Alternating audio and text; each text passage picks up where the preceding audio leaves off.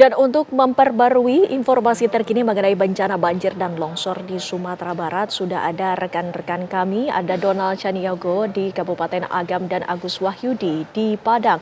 Kita ke Donald Chaniago terlebih dahulu. Donald, apa informasi terkini dari Kabupaten Agam? Silakan. Ya, Windy dan pemirsa, kami baru saja mendapatkan data terbaru di perkembangan banjir dan longsor yang berada di Kabupaten Agam, Sumatera Barat ini.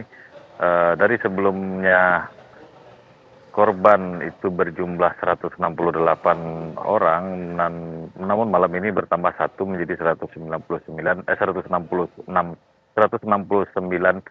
korban meninggal dunia yang sudah ditemukan. Sementara 86 lainnya masih dinyatakan hilang dan masih dilakukan proses pencarian oleh tim SAR gabungan di sejumlah titik di Kabupaten Agam, serta 35 warga yang masih luka dirawat di Rumah Sakit Umum Daerah Lubuk Basung ini. Dan pemirsa, kami untuk data pengungsi yang berada di Kabupaten Agam ini mengalami penurunan dari sebelumnya 12.859 menjadi 12.800, tersebar dari 14 kecamatan yang berada di Kabupaten Agam. Ini berada di baik yang mengungsi di titik-titik pengungsian maupun di mengungsi ke rumah sanak famili yang tempatnya lebih aman.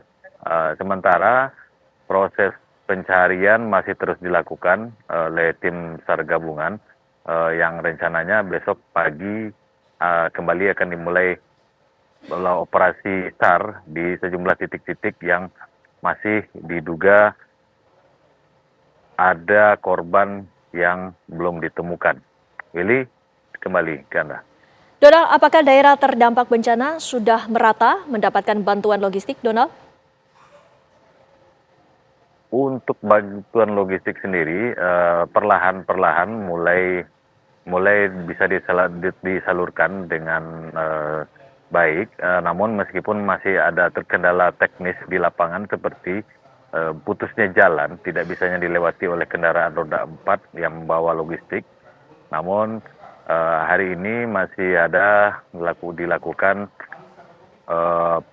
distribusi bantuan melalui udara, bahkan seperti yang di Danau Maninjau, distribusi dilakukan melalui jalur danau karena nagari Sungai Batang saat ini masih terisolir karena putusnya jalan yang tertimbun longsor 7 hari yang lalu. Windy.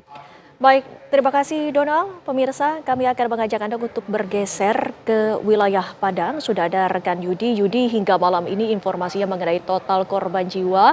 Apakah sudah ditemukan datanya, berapa jumlahnya, dan apakah juga masih ada pihak-pihak yang dalam pencarian? Seperti apa datanya? Silakan. Ya, Windy, selamat malam Windy, selamat malam pemirsa. Jika tadi disampaikan data per siang tadi dan malam ini pukul 8 tadi, tim DPI Polda Sumbar juga sudah mengeluarkan data terbaru hasil perkembangan dari siang hingga malam ini untuk data terakhir.